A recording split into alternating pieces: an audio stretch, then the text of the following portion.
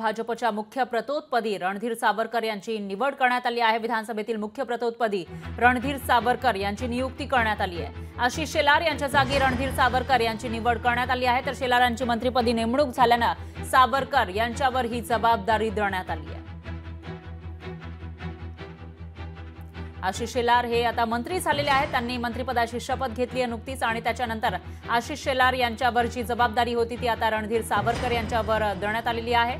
तर भाजपच्या मुख्य प्रतोदपदी रणधीर सावरकर यांची निवड करण्यात आली आहे। विधानसभेतील मुख्य प्रतोदपदी रणधीर सावरकर यांची नियुक्ती करण्यात आली आहे।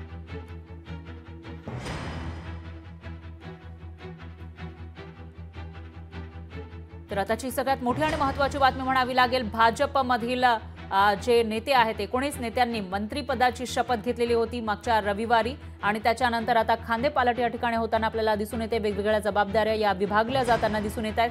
जे मंत्री झाले आहेत त्यांच्यावर असलेल्या जबाबदाऱ्या इतर नेत्यांना दिल्या जात असल्याचं आपल्याला दिसतंय। आशिष शेलार यांच्यावर जी जबाबदारी होती मुख्य प्रतोदपदाची ती आता रणधीर सावरकर यांच्यावर सोपवण्यात आली आहे। रणधीर सावरकर यांची मुख्य प्रतोदपदी निवड करण्यात आलेली आहे।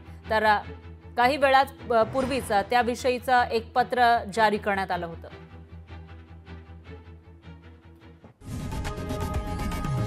लोकशाही मराठी ऐका, पहा, जागरूक रहा।